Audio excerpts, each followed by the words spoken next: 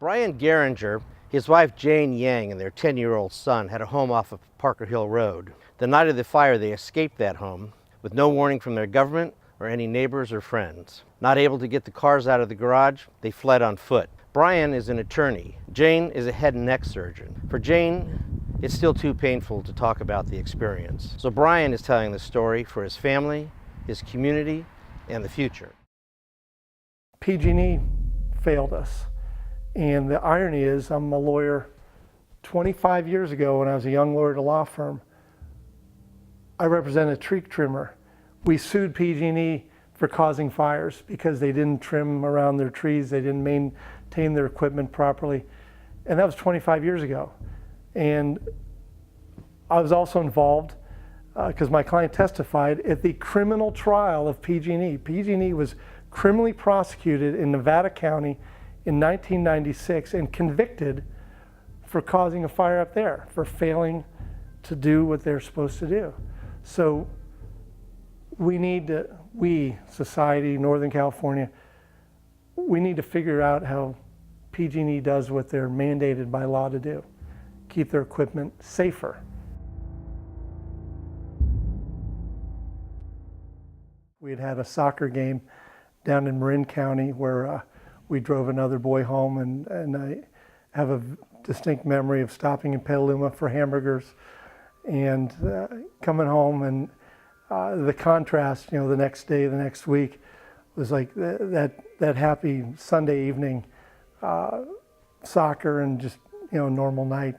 It seemed like a long time ago once the fire intervened. But we went to bed, and I just remember being windy. Really windy. It reminded me of growing up in Ohio and the prelude to a thunderstorm. I remember some point during the night noticing that the power went out, just kind of half awake, half asleep. The ambient noise was off, so I'm like, okay. But the power's gone off before. So we're laying there, and we were both kind of half awake, and my wife just sat up in bed, and she said, "I smell smoke." And my wife is Jane, looked out a patio window, and she's like, "Oh my God." And I looked, and it was off the side of our driveway where our garbage cans and recycling cans are. And there was a fire, and it looked like a campfire. And my mind for the next half an hour during this whole time was just trying to make sense out of things that didn't make sense. And my first thought was, there were some teenagers that they must have, this is a bad prank, or we got to call the fire department or call 911. And I'd never called 911 before, and I called 911, and there was nothing. There was no dial tone, there was no music while we were on hold, there was no answering saying you're the third caller in line. There was just nothing. And I remember like, God, that's weird. I've never called 911 before, but I know that there's supposed to be something that happens when you call 911. And then we looked, and the fire's getting bigger. It's spreading quickly.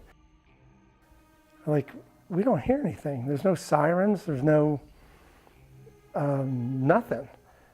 I'm like, God, this is weird, strange. Because I thought certainly there'd be fire department coming and someone would have alerted, so we got to go get help. So go across the street to our neighbors, the neighbors that we're closest with. And it's windy and banging on the door, and there's nothing. We go to the next house. There's two houses across the street from us, one slightly uphill, one slightly downhill. We go to the one that's slightly downhill, and banging and nothing. And I was like, God, that's weird. It's just weird. And I grew up in a Christian Baptist type church, and for a brief moment I thought, is this the rapture? And it's kind of like running through my mind, trying to make sense out of this chaos. And at that point, our side yard faces uphill. A tree went up, and it didn't burn from the bottom up slowly like a fuse.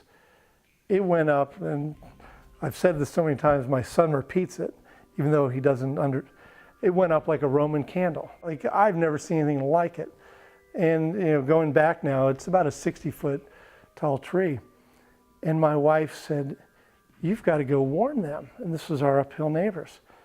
And I'm like, and I just ran up the street from where we were, thinking I told them to stay here, and I ran up there and I banged on their door, and I've described it to people. I was like Dustin Hoffman in The Graduate, in the church scene. I'm like, wake up, wake up. There's a fire, and I can see through they've got a window on the side of their door, where I could see through their house, through the back of their house to my house. And now I'm seeing there's like a wall of flames. And I'm like, there's no one here. And again, I couldn't for the life of me figure out why there was no one there, but I was like, well, there's no sense of me, I've tried to warn them, they're not here. So I ran back to Jane and Gail, and it's now hot, like standing too close to a campfire, because this tree is just ablaze. And I had flip-flops, a pair of shorts, a sweatshirt on. I had my reading glasses and my wallet and my keys. I joke, a man never leaves the house without his wallet and his keys. And I said to Jane, should I get a car? And by this time there was a large ornamental shrub against our garage, and it was on fire. And Jane's like, no. And I'm like, okay, well then we've got to go. By this time, embers are flying through the air, big embers. Gail said to Jane, Mommy, I'm getting hit by these embers. And she told him, pull your sleeves down. He had a long sleeve sweatshirt. Pull your sleeves down and hold your sleeves in the palm of your hands to cover your arms. I'm just thinking, we got to get out of here. We're going to walk down the hill. We live on the top of the hill, off of Parker Hill Road. And of course, my wife is in a walking boot because she had ruptured her Achilles tendon that summer, and she was still recovering, so she had a walking boot. And her complaint is, after the fire, we ran out with the clothes on our backs. She didn't even have a pair of shoes. She had one tennis shoe. She didn't have a matching pair of shoes. So she's limping, walking with her walking boot. And I never was scared because I was just, most of the time I was confused. And then I was just thinking ahead, like, should we get the car? No, okay, we got to get out of here. And so I was never scared, but at that point, as we're walking down the hill, I could see down a ravine or gully off to my left, and I could see this jagged line of a grass fire, that you see in a news report helicopter where they're looking, and I could see it, and I was like, oh, this is more than just a campfire in our yard that's spread. This is something big. And I thought to myself, and I can't pull up the right word. I was scared, or I had the thought, I'm gonna have to tell my son to run ahead because we can't keep up with him. And I thought, if we're gonna be in the middle of this fire, I just gotta tell him to run and just run. And just then, a car pulls out of this side road.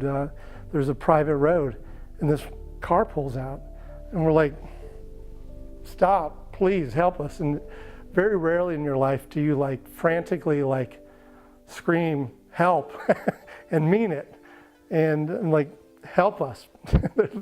And they stopped, and we're like, they just said, get in.